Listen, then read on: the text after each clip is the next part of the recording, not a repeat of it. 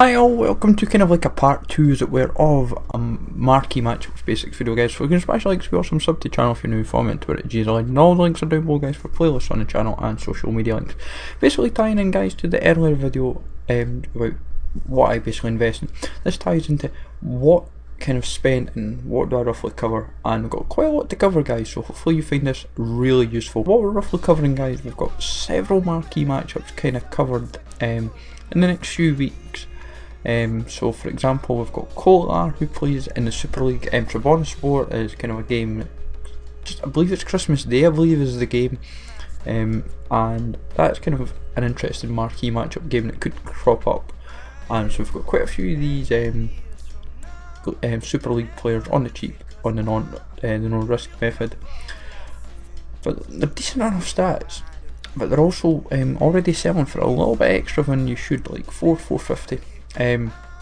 What helps as well that the Super League has an SBC as well, so getting these guys for 300 anytime you can, and I'm noticing if they're going for 400, 500 coins you're already in profit guys. Then like with the Celtic games, the good thing is while there is only 2 rares in the Celtic team of gold nature, same for Rangers if you want to put it that way, because there's no other gold between both sides that are rare. Gamboa and Sinclair are 2 different positions, 2 different nationalities, and it covers you right away, and they're also rare, so there is already several requirements kind of ticked off the box as it were. You could use them as your Celtic, you could use it and so forth. And like same with all these BPL options, we've got so many options that covers our back. Like another one here, Andy Robertson. He is a very valuable left back, he's Scottish, he has good looking stats, and he already goes for about 400-500 coins, so right away you're already in profit on a 300 coin investment. Now I know a lot of you will be saying, oh you're spending about 300 coins on like 20-30 players, what difference is that really going to make to a bigger investment? But the difference is, where you got 10,000 coins or 10 million coins, I find from even buying, I'll not buy say 50 players and call it quits. I'll try and ideally buy like a starting 11 of the 2 teams that are kind of for a Marquee Matchup. And like while in this I've got quite a few randoms thrown in as well, covering different leagues and so forth. They are still potentially useful for future SBCs, because you just have to do a bit more research, and also if they're like a league SBC they might just crop up rather nicely depending on the team. And this is where people seem to forget.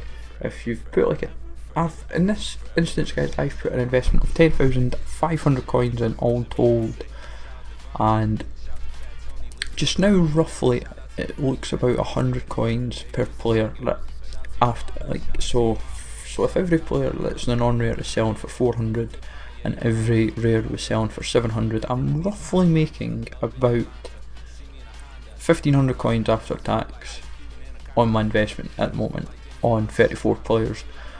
While it might not seem a great investment, if you collectively build that up, if I'm doing 10 games I'll maybe buy a couple hundred players to kind of put into the club, but I'll also, if I've not got some of the players that are needed for the SBC, I'll also aim to buy a healthy amount for the transfer list. As you saw there I had 91, and I'll also buy a healthy amount to put on the transfer targets just to keep me covered as an extra.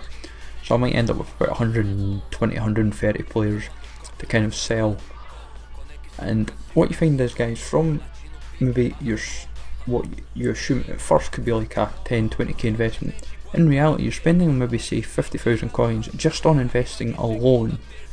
And that 50k investment right away, come say Tuesday night, the Wednesday usually, you find that the prices have creeped up rather nicely, and with guys like the Celtic options they might creep up to like 1,000 coins maybe in the days running up to the SBC, and maybe come the day of the SBC they might crop up to 1,500, 2,000 coins if it was a game that was to crop up. And then your investment on say the 6 rare players I've just bought there is suddenly rocketed up rather nicely to maybe like 12k coins on a 4k investment, so you've made 8k profit right away as it were. So you're practically making so much extra coins just off a handful of players. You can afford to kind of play a bit safer with your other options. But the no risk is what I kind of heavily invest in, but I'll also buy a healthy bulk of players from likely games just to keep myself covered, guys. And I've done it pretty much since the start of this FIFA with SBCs, but it's a method I always use for score gold for trading, and it makes me a healthy amount of coins, guys. It's why some weeks for SBC the most I've made is just over 300k, and some weeks is 50 to 100k. It works to a T, guys, and it's a fun little method. What you find is really useful, guys? Let me know in the comments down below if I've covered this well enough. Smash likes, drop a sub if you're new, comment about G's a legend. Take it easy, guys, thanks for watching, and I'll catch you all later.